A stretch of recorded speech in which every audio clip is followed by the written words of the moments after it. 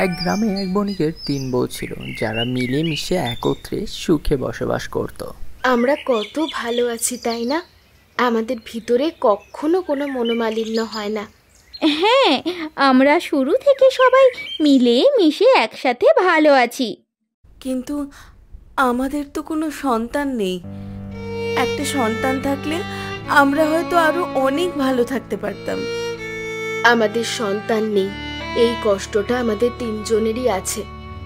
কিন্তু সৃষ্টিকর্তা চাইলে আমরা এই সুখ নিশ্চয়ই পাবো। তাই যেন হয় গো দিদি, তাই যেন হয়।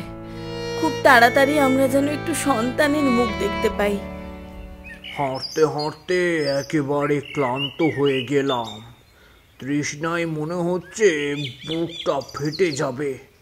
একটু বিশ্রাম না নিলে আর চলতে পারবো না।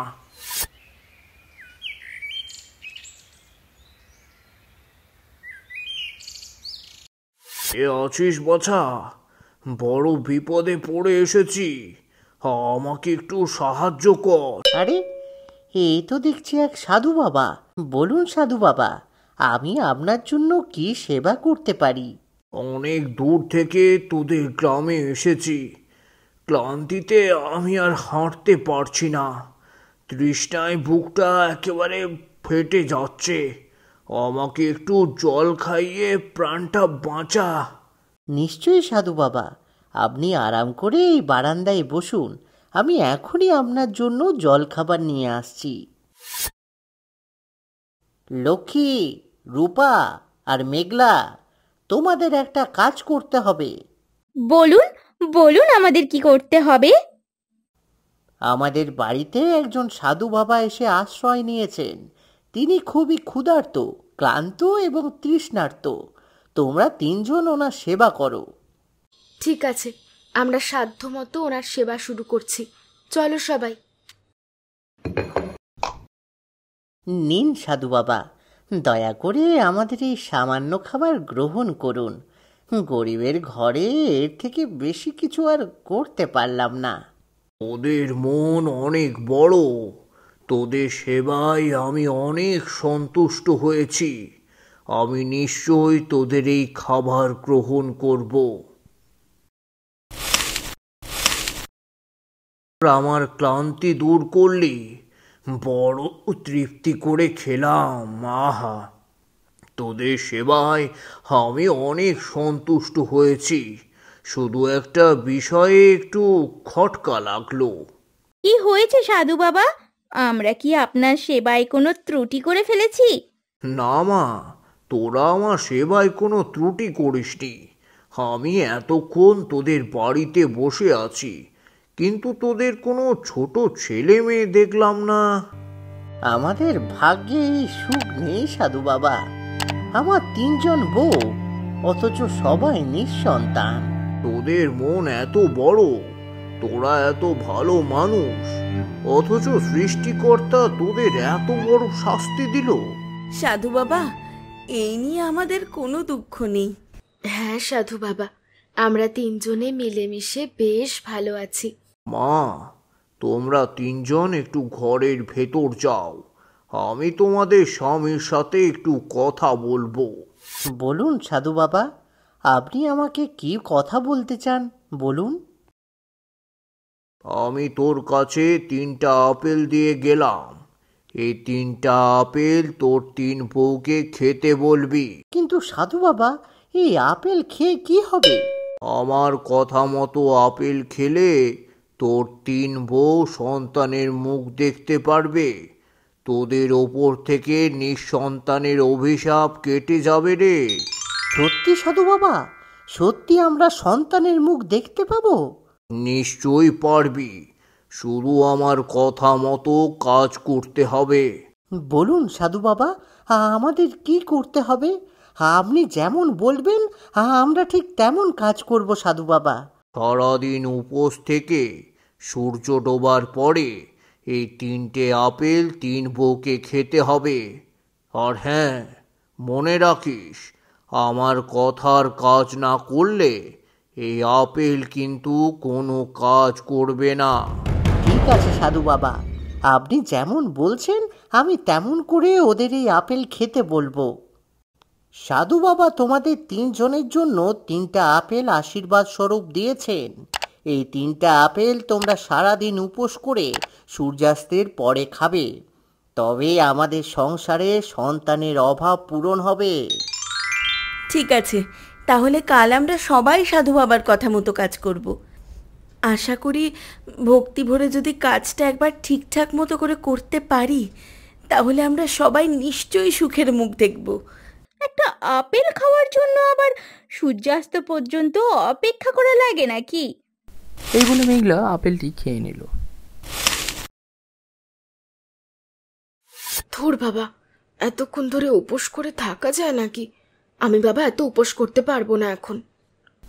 রূপাও আপেলটি সূর্যাস্ত যাওয়ার পূর্বেই খেয়ে নিল। কিন্তু অন্যদিকে লক্ষ্মী সাধু বাবার কথা অনুযায়ী তার আপেলটি সূর্যাস্ত যাওয়ার পরেই আহার করলো। অনেক দিন হলো বাড়িতে বসে আছি, এবারে টাকা পয়সা নিয়ে বেরিয়ে পড়তে হবে। আর একবার ভালোভাবে দূর দেশ থেকে বাণিজ্য করে ফিরতে পারলে আর টাকার অভাব হবে না। বণিক তার কথা অনুযায়ী বাণিজ্যের উদ্দেশ্যে বেরিয়ে পড়ল। এতদিন হয়ে গেল কিন্তু আমরা তো এখনো মা হতে পারলাম না। সাধু বাবা কি তাহলে আমাদের সাথে মিথ্যে কথা বলল? জানি না গো দিদি, হয়তো আমরা সত্যিই কোনোদিন সন্তানের মুখ দেখতে পারবো না। দিদি দিদি দিদি, সুখবর আছে। সাধু বাবা আর সৃষ্টিকর্তার আশীর্বাদে আমি মা হতে চলেছি। কি বলছিস রে ছোট? এটা কি করে সম্ভব? আমরা একসাথে আপেল খেলাম, তুই তুই মা হয়ে গেলি আর আমরা হতে পারলাম না। দুঃখ করো না দিদি, আমার সন্তান তো তোমাদেরও সন্তান। আমরা 3 জনেই ওর মা। ঠিক আছে লক্ষ্মী, তুমি তাহলে এখন ঘরে গিয়ে বিশ্রাম করো। না না দিদি, আমি এটা কিছুতেই মেনে নিতে পারছি না। আমরা মা হতে পারবো না আর ও মা হয়ে যাবে। একদম ঠিক কথা বলেছ রূপা। যে করেই হোক ওই সন্তান জন্ম নেওয়ার সাথে সাথে ওকে আমাদের সরিয়ে ফেলতে হবে। তা না হলে একবার যদি আমাদের স্বামী ওই সন্তান দেখে ফেলে, তাহলে আমাদের আর ভালোবাসবে না। আমাদের তখন এই বাড়ির দাসীর মতো হয়ে থাকতে হবে, আর ও হয়ে যাবে রাজরানীর মতো। শুধু ওই সন্তানকে একবার আসতে দাও, তারপর যা করার আমরা করব। ওকে কোনো মতেই বেঁচে থাকতে দেব না। বেশ কিছুদিন যাবার পর লক্ষ্মী একটি ফুটফুটে ছেলে সন্তানের জন্ম দেয়। কিন্তু মেজ বউ রূপা লক্ষ্মীর জ্ঞান ফেরার পূর্বেই বাচ্চাটাকে চুরি করে নিয়ে সরিয়ে ফেলে। এই দেখো, আমি বাচ্চাটাকে চুরি করে নিয়ে এসেছি। লক্ষ্মী একদম টের পায়নি। আমার কথা মতো এই বাচ্চাটার জায়গায় একটা পাথর রেখে দিয়েছিস তো? হ্যাঁ দিদি, তুমি যেমনটা বলেছো আমি তেমনটা করেছি। লক্ষ্মী কিচ্ছু সন্দেহ করতে পারবে না। তাহলে চল, লক্ষ্মী সুস্থ হওয়ার আগে এই বাচ্চাটাকে আমরা মাটিতে পুঁতে ফেলি। দুই বউ মিলে বাচ্চাটিকে মাটি চাপা দিয়ে ফেলে। দিদি দিদি দিদি, আমার বাচ্চা কোথায় গো? ওকে কোথাও দেখতে পাচ্ছি না কেন? তোমাকে বলতে খুব কষ্ট হচ্ছে, তারপরেও বলছি, তুমি কোনো সন্তান জন্ম দাওনি। সত্যি করে বলো না দিদি, আমার বাচ্চাটা কোথায়? বলো না গো, কেন ওকে দেখতে পাচ্ছি না? বলো না, বলো না। দিদি, আমি একদম সত্যি বলছি, তুমি কোনো বাচ্চার জন্ম দাওনি, বদলে একটা পাথর জন্ম দিয়েছ। না না, এ হতে পারে না। কয়েক বছর পর বণিক বাড়িতে ফিরে এলো। ওই গো, কোথায় গেলে তোমরা? দেখো, আমি ফিরে এসেছি। আমাদের সন্তানরা কোথায়? ওদেরকে নিয়ে আসো, আমি দেখে চোখ জুড়াই।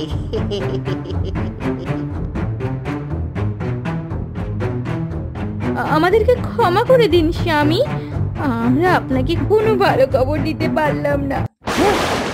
এসব কি বলছো তোমরা? সাধু বাবার দেওয়া আপেল খেলে তো তোমাদের সন্তান হওয়ার কথা। হ্যাঁ, হওয়ার কথা, কিন্তু আমাদের দুজনকে ফাঁকি দিয়ে লক্ষ্মী একাই 3টে আপেল খেয়ে ফেলেছে। আর এই কারণে সে সন্তানের পরিবর্তে একটা পাথর জন্ম দিল। কি? লক্ষ্মী সাধু বাবার আদেশকে অমান্য করে এত বড় সাহস! আমাকে বিশ্বাস করুন স্বামী, আমি এরকম কোনো কাজ করিনি। আমি একটাই আপেল খেয়েছিলাম, বিশ্বাস করুন। তুমি যদি সত্যি বলে থাকো তাহলে তোমার সন্তান কোথায়? সন্তানের জায়গায় একটা পাথর আছে কেন? জানি না, সত্যি জানি না। আমি কিচ্ছু বুঝতে পারছি না যে আমার সাথে কি হচ্ছে, কিচ্ছু বুঝতে পারছি না। এই অপরাধের শাস্তি তোমাকে পেতেই হবে। আজ থেকে তুমি আমার বাড়িতে দাসী হয়ে থাকবে।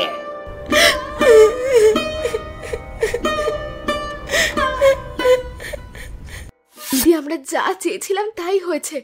আজ থেকে ওই লক্ষ্মী এই বাড়িতে দাসী হয়ে থাকবে।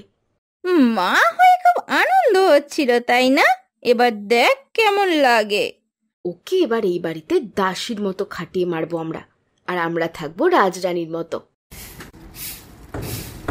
এদিকে লক্ষ্মী দাসীর মতো জীবনযাপন করতে লাগলো। এ কি লক্ষ্মী, তুই কাজ না করে বসে আছিস কেন? হ্যাঁ, তুই কি ভুলে গেছিস তুই এই বাড়িতে দাসী হিসেবে আছিস? দিদি, আমার শরীরটা খুব খারাপ লাগছে, আমি আর কাজ করতে পারছি না গো। সকাল থেকে তো না খেয়ে আছি। কাজ শেষ করার আগে কোনো খাবার দেওয়া হবে না, কাজের নামে শুধু খাই খাই। এরপর আমাদের যত পুরনো জামা কাপড় আছে সব জামা কাপড় কাচতে হবে। পুকুর পাড়ে যাবি, আমি সেখানেই সব জামা কাপড় রেখে এসেছি। সকাল থেকে শুধু আমাকে একটার পর একটা কাজ দিয়ে চলেছে। ক্ষুধায় আমি যেন আর নড়তেই পারছি না। জানি না কোন পাপের শাস্তি আমাকে পেতে হচ্ছে, সত্যি জানি না। কোনো দোষ না করেও এখন আমি দাসীর মতো জীবন কাটাচ্ছি, দাসীর মতো।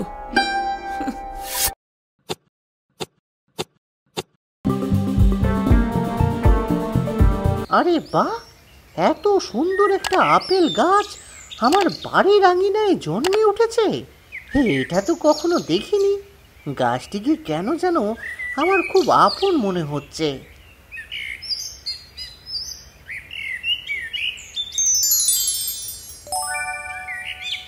এ কি, হে আমি কি দেখছি?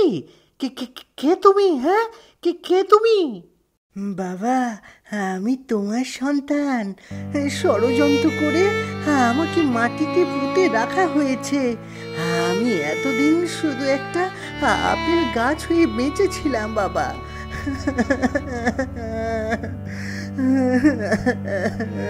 কি বলছো এসব? তোমাকে যে মাটিতে পুঁতে ফেলেছিল, কারা তোমার বিরুদ্ধে ষড়যন্ত্র করছে? এই ষড়যন্ত্রের পেছনে কারা দায়ী সেটা আমি বলছি। আমার কথা মন দিয়ে শোনো বণিক। আমি তো কিছুই বুঝতে পারছি না সাধু বাবা। আমার সন্তানের বিরুদ্ধে কারা ষড়যন্ত্র করতে যাবে? তোমার সন্তানের বিরুদ্ধে ষড়যন্ত্র করছে তোমার বড় দুই বউ, মেঘলা আর রূপা। তোমার ছোট বউয়ের সন্তানকে সরিয়ে মাটিতে পুঁতে রেখেছিল। এই হলো সেই সন্তান। মেঘলা, রূপা? সাধু বাবা এসব কি বলছে তোমাদের নামে? এ কথা সত্যি? আমাদের ক্ষমা করে দিন স্বামী, আমরা লোভে পড়ে এই কাজ করে ফেলেছি। ক্ষমা করে দিন, ক্ষমা করে দিন। ছি ছি ছি ছি ছি ছি, তোমাদের এত ছোট মন! এই সন্তান তো তোমাদেরও, নিজেদের সন্তান মনে করে পালন করবে, তা না করে তোমরা ওকে জীবন্ত মাটিতে পুঁতে ফেললে। ছি ছি ছি ছি ছি। সাধু বাবার আপেল খেয়ে লক্ষ্মী মা হতে যাচ্ছিল, কিন্তু তখনও আমরা দুজন মা হচ্ছিলাম না। এই কারণে আমরা লক্ষ্মীর সন্তানকে সরিয়ে ফেলার ষড়যন্ত্র করি। তোমাদের সন্তান হয়নি, কারণ তোমরা আমার কথা অমান্য করে সূর্যাস্তের আগেই আপেল খেয়ে নিয়েছো। তার থেকেও ঘৃণ্য অপরাধ করেছো শিশুটাকে পুঁতে ফেলে। এই অপরাধের কোনো ক্ষমা নেই। আমাদের ক্ষমা করে দিন। যদি লক্ষ্মী তোমাদের ক্ষমা করে তাহলে আমিও তোমাদের ক্ষমা করে দেব। তা না হলে তোমাদের কঠোর শাস্তি পেতেই হবে।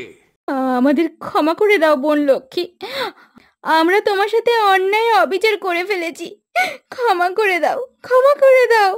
তোমরা যখন নিজেদের ভুল বুঝতেই পেরেছো তখন আমি তোমাদের ক্ষমা করে দিলাম। আবার আমরা তিনজন একসাথে মিলে মিশে বাস করব। হ্যাঁ বোন, আমাদের এমনটা করা ঠিক হয়নি। আমরা নিজেদের ভুল বুঝতে পেরেছি, আর কখনো এমনটা করব না আমরা। লক্ষ্মী যখন তোমাদের ক্ষমা করে দিয়েছে তখন আমি আর না করব না। লক্ষ্মীর সন্তানকে তোমরা নিজেদের বলেই লালন পালন করো আর সুখে শান্তিতে জীবন কাটাও।